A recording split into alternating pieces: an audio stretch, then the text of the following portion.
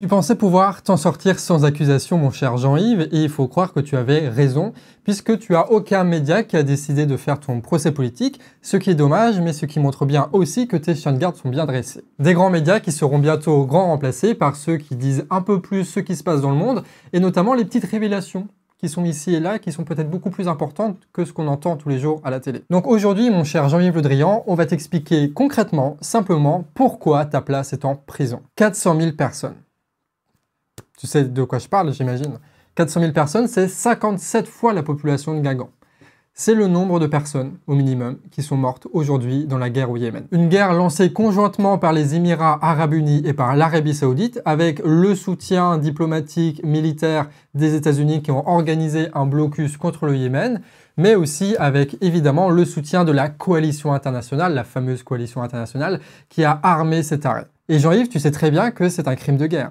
Tu sais très bien que c'est un crime contre l'humanité et tu sais très bien que ça a été rendu possible grâce à ta signature. 400 000 morts et combien de familles détruites, de villages rasés, de corps mutilés, d'enfants affamés, d'infrastructures dévastées, de peurs répandues. 400 000 morts et combien de groupes armés qui vont déclarer la guerre à ceux qui ont rendu ce massacre possible. Combien d'ados convaincus par un discours anti-impérialiste de groupes de guerriers islamistes. Combien de traumatismes qui mettront dans le meilleur des cas des décennies pour se calmer.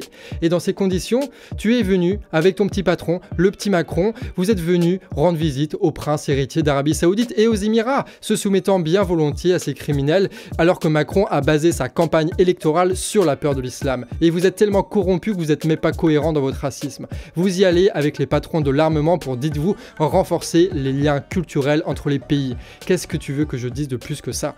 Et le pire, c'est que tu vas le faire. Tu vas valider tout ce que va dire ces dictatures qui veulent juste se faire bien voir par rapport aux pays occidentaux, par rapport aux pays démocratiques plein de fric. Tu vas accepter de sauver l'Arabie Saoudite de la diète imposée par les États-Unis qui aujourd'hui sont exportateurs nets de pétrole et qui n'ont plus besoin de leurs vassaux du Moyen-Orient pour s'alimenter. Oui, tu vas organiser des événements bidons pour mettre en valeur la pire dictature wahhabite du Moyen-Orient. Tu vas accueillir le capital saoudien comme tu as accepté le capital du Qatar en serrant des mains pleines de sang. Et tu vas demander à tes oligarques qui t'ont fait élire, qui possèdent les médias et qui sont aussi des vendeurs d'armes, d'étouffer toutes les affaires concernant l'Arabie Saoudite dans les médias. L'honneur de la France, le besoin de concorde, mais tu crois duper qui avec ces conneries-là maintenant? Et si on en parle, c'est que Disclose a fait une révélation plutôt sympa très récemment. Le gouvernement français a autorisé la vente de 150 000 obus, avec les canons qui vont avec bien sûr, pour ces dictatures islamiques. La note montre que le renseignement français savait pertinemment que ce matériel serait utilisé pour la guerre au Yémen, et l'armée avait même prévenu, mais tu l'as quand même fait. Tu as rendu possible le massacre de 400 000 personnes.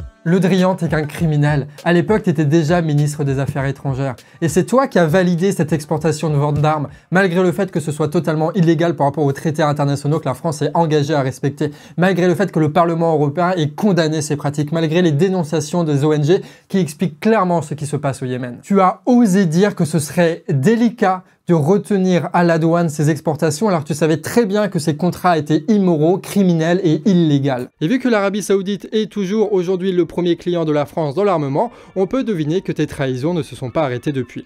T'as juste délibérément honoré des contrats qui ont mené à des centaines de milliers de morts, tout simplement. Pour toi, le commerce justifie tout, mais on va pas faire semblant d'être surpris, on sait très bien que tu es que le faire-valoir du lobby de l'armement et que tu n'as ni émotion, ni éthique, ni volonté particulière. Mais il n'y a pas que les missiles, il y a aussi tout un tas de munitions directement utilisables par le matos français, déjà vendues quelques années plus tôt à l'Arabie Saoudite, aux Émirats et même au Qatar, car après tout, pourquoi pas. Et là, je vais citer Disclose. Dans le détail, il s'agit de 41 500 obus de l'entreprise Thales, prévus pour la garde saoudienne, 3 000 obus anti-chars, 10 000 obus fumigènes, 50 000 obus explosifs et 50 000 fusées d'artillerie, ainsi que 346 missiles anti-chars de l'entreprise MBDA à l'armée qatari, pour un montant total de contrat de 356 millions d'euros. Et ça, je crois que ça t'emmerde un peu, non, Jean-Yves? Qu'on sache précisément le nombre d'obus que tu as vendus là-bas, qu'on sache précisément les missiles qui ont permis de tuer des milliers de personnes dont tu es responsable. Ça t'emmerde hein, que les notes secret défense se retrouvent sur le mur de petits médias comme ça. Hein. On n'est pas censé avoir ça, personne n'était censé avoir ça, ça devait juste être entre toi et les dictateurs. Et ben ça a fuité. La note raconte que les diplomates du Quai d'Orsay ont demandé à 2 reprises la confirmation au ministère de la Hollandie, vu que ces actions ne sont pas du tout conformes aux engagements internationaux. Et toi, Le Drian, tu as répondu qu'on ne remet pas en cause des pays qui représentent 2/3 des exportations d'armes françaises. Pour toi, qu'importe de vendre des armes, même si c'est pour une dictature qui va envoyer des bombes au Yémen et qui aujourd'hui encore décapite les homosexuels et crucifie les sorcières. Tant pis si ta putain de signature a comme conséquence la destruction d'un pays tout entier et la mort de plusieurs centaines de milliers de personnes. Tant pis si ça soutient le pays qui organise un embargo contre le Liban alors que celui-ci vit un effondrement économique suite à l'explosion de Beyrouth. Tant pis si la dictature assassine des journalistes contestataires à la scie avant de faire disparaître leur corps dans l'acide directement dans leur ambassade turque et que Macron devient le premier chef d'État à rencontrer le prince depuis ce crime. Fait amusant, dans ces notes on apprend que le ministère de la Défense refuse de reconsidérer les contrats qui ont été faits avec l'Arabie Saoudite, sinon ça va finir comme avec la Russie, où tu as eu la vente de 2 Mistral qui a été annulée. Les Mistral c'est des énormes bateaux, un contrat de plus d'1 milliard d'euros. Et donc ce qui s'est passé très concrètement, c'est qu'ils ont du coup annulé la vente d'armes pour la Russie, et qu'ils ont accepté la vente d'armes pour l'Arabie Saoudite. Pourquoi est-ce qu'ils avaient refusé pour la Russie? Pour tout ce qui s'est passé. Et ils font référence à quoi? Ils font référence aux événements du Donbass et au référendum sur la Crimée. Donc ça veut dire que pour la diplomatie française, il est plus valeureux, honorable de vendre des obus qui vont finir dans la guerre au Yémen, une guerre illégale qui est menée par une dictature salafiste, que de vendre des bateaux à la Russie qui, elle, n'est engagée dans aucun grand conflit, qui ne massacre aucune population, qui ne détruit aucun pays. Ah oui, ce qu'a fait la Russie aussi, c'est de bombarder les routes pétrolières qui reliaient notamment Daesh à la Turquie, ce qui a permis en fait l'effondrement territorial de Daesh. Voilà. Du coup, c'est... vaut mieux vendre ça à l'Arabie Saoudite, on ne sait jamais ce que ferait la Russie, il pourrait peut-être entraver un petit peu les projets des pays occidentaux. Les mecs se servent encore une fois de manière pathétique. On peut faire plein de critiques de la Russie, vraiment, mais ça c'est vraiment pathétique. Ils se servent de la Russie pour justifier la pire diplomatie du monde, qui consiste à armer les tarés et soutenir les États-Unis. Donc tu te rends compte, Jean-Yves, quand même, qu'en plus d'être un putain de criminel, tu te fous littéralement de notre gueule en permanence. Mais il n'y a pas que ça, parce que la France vend des armes à l'Arabie Saoudite, mais elle met aussi à disposition son service de renseignement, bien sûr, pour lui envoyer des images satellites de ce qui doit être bombardé. L'armée française au Yémen comme en Égypte sont utilisés comme de simples salariés pour Dassault, pour le lobby de l'armement et pour des impérialistes étrangers. Et après, vous vous demandez vraiment pourquoi est-ce qu'il y a des fuites dans l'armée, quoi. C'est juste que certains font le boulot, en fait, et qui défendent les intérêts vitaux de la nation comme eux, ils le voient. C'est juste qu'il y a du vrai patriotisme, et il y a vous, en fait. On apprend dans ces mêmes notes que le Quai d'Orsay avait demandé confirmation au ministère de la Défense pour la vente d'armes à l'Égypte, craignant que ces armes soient utilisées contre des civils, comme ce fut effectivement le cas. Mais bien sûr, après ça, évidemment, après ces réunions, le gouvernement français a quand même interdit automatiquement toutes les exportations d'armes en Arabie Saoudite. Enfin, ça concerne les armes légères, surtout. Et le blocage, en fait, il est validé que 48 heures. Et si en 48 heures, le gouvernement n'a rien dit, c'est que c'est validé automatiquement. Ça, c'est du coup la diplomatie française, quoi. Je pense que les Yéménites nous remercient de ça. Mais c'est pas la première fuite sur ce sujet. Déjà en avril 2019, Disclose avait publié des documents équivalents qui prouvaient que l'Arabie Saoudite utilisait des armes françaises pour massacrer du Yéménite, et ça malgré le discours du ministère de la Guerre et des ventes d'armes qui osait affirmer que les Saoudiens achetaient des armes défensives pour sa propre souveraineté. Et quelle a été ta réaction, Jean-Yves? Envoyer les flics.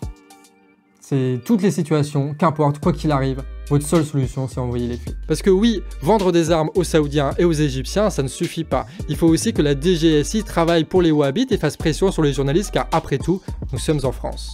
Alors bien sûr, si on te pose la question, tu vas faire de la langue de bois, et si on creuse un petit peu, peut-être qu'à un moment, tu vas dire « Mais oui, à l'époque, on savait pas ». Maintenant, on sait que vous saviez. C'est ça tout l'intérêt de ces documents. On savait que la France vendait des armes au Yémen, des armes qui ont été utilisées dans le conflit. Mais maintenant, on sait que vous saviez dès le début que vous avez tout de même autorisé la vente d'armes. Et là, on parle de documents qui ont plusieurs années. Mais encore là, la semaine dernière, t'étais en Arabie Saoudite, t'étais aux Émirats Arabes Unis, t'as serré les mains de ceux dont tu sais très bien qu'ils ont tué des centaines de milliers de personnes. Tu as déshonoré la France pour plusieurs décennies. Tu as vendu l'armée et l'industrie au diable. Tu as menti délibérément pendant des années pour les pires raisons et tu nous as donné encore une raison de te dégager, toi et tous tes petits potes oligarques. Et en attendant, on ne lâche rien parce que les actions que nous faisons en France et la révolution qu'on doit organiser aura, comme on l'a vu, d'énormes conséquences à l'avenir. Parce que eux, ils préparent des guerres que nous devons éviter en faisant une petite révolution démocratique, quoi. Moi, je propose plutôt que ces gens, au lieu de produire des guerres et des morts, produisent plutôt des patates et des carottes en les envoyant au champ. Puis comme ça, ils vont, voilà, réfléchir au sens de leur vie, ça va leur faire du bien. Et en attendant, on se retrouve pour de prochaines vidéos. Des bisous. Et puis, bah, nique les impérialistes, hein. Et puis, tous les impérialistes, hein. C'est pas un ou tous les impérialistes.